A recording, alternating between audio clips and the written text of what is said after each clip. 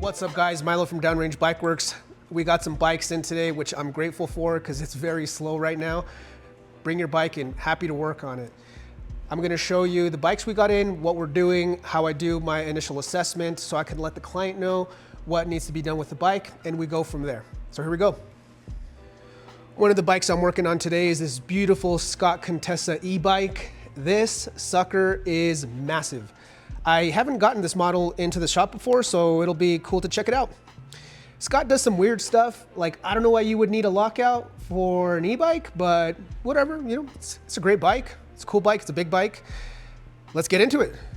The first thing I do is check the chain to see how much it has stretched. On the chain checker, if it is beyond 0.5, which is the end of life for this particular chain, a 12-speed chain, if it goes far beyond 0.5, it's very likely that the cassette will need to be changed in addition to the chain, because the chain will have worn beyond the ability to be compatible with the old cassette. So if you swap a chain that is really worn and you keep the cassette, it's very likely that it's gonna grind. So let's check out what we're working with here.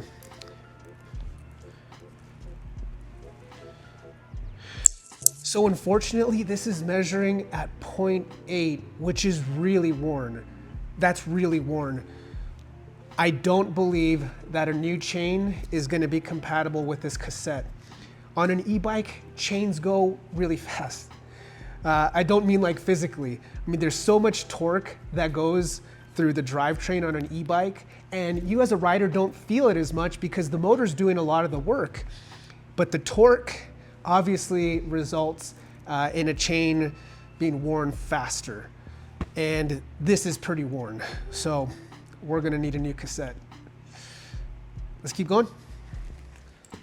Here's a neat little tidbit. Specifically on Maxxis tires, if you see that it has the white Maxxis writing, that means that these are OEM tires, original equipment manufacturer tires. They came with the bike. So these tires haven't been replaced unless this client or anybody with the white label here, unless these were purchased as OEM tires, which is really rare. But I know Jensen was doing that for a while. They're just, you know, extra tires that they maybe didn't use at Jensen when building bikes. But again, unless these were purchased, especially through some sort of deal like that, these are the original tires that came with the bike.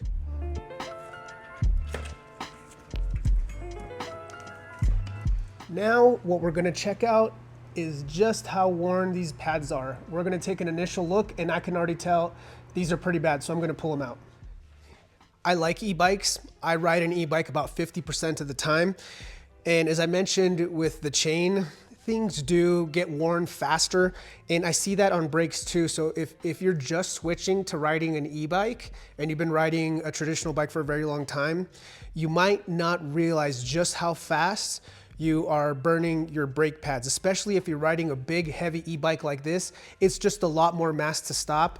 And this is the case with this rider here, is these pads are really worn. Let me show you. So these are our brake pads here, and you could see, oops, dropped one. There's nothing left there. As a matter of fact, you could see it started wearing into the metal. Pretty much the same thing with this one. There is absolutely nothing left. So, you know, pretty standard for an e-bike. Let's get these swapped out.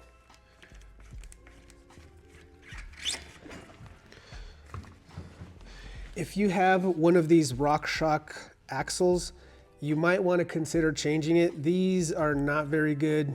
I replace these all the time. Just the design is really bad. I'd replace this. Let's check the brake pads. So pretty much the same condition for the front brake pads, except you could see these are not wearing correctly. So there is an alignment issue. Let's check this other one. Yeah, same thing. You could see here, something's happening here, so we're gonna have to fix that. This is not fully on the rotor, so that's one thing we're gonna make note of, and when we swap these brake pads, we're gonna make that adjustment. So the client did mention that there's some play here with the dropper lever, so it could be just needing to tighten this with the barrel adjuster, but it's likely we're gonna swap out this cable, but we'll make note of that. This client did mention that there's some noise going on with the rear suspension, maybe a loose bolt or something. I ride every bike before I start working on it. I didn't really hear it. I'm gonna take it for another test ride when I'm done tuning it up. But through the cleaning and through the tune-up, sometimes these things get resolved. So we're gonna keep going. And after all the work is done and I test it, we'll see if there's any issues left to resolve. One of the things that makes Downrange Bike Works different is we wash every single bike that comes in for a tune-up. I find that that's one of the most important things. Sometimes performance issues with bikes has to do with having dirt, grime, or debris in those nooks and crannies. And I think it's good practice to wash the bikes, not just wipe down the frame, but wash it. A lot of times clients don't wash their bikes often, which is fine, but sometimes that dirt and debris and grime affects the performance and it improves the quality of the tune-up. So we wash every single bike that comes in for a tune-up. That is just standard.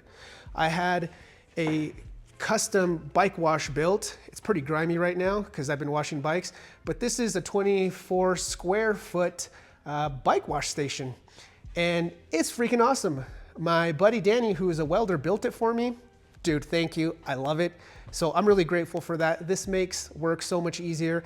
And I can wash bikes on days like this where it's early January and it's not warm outside.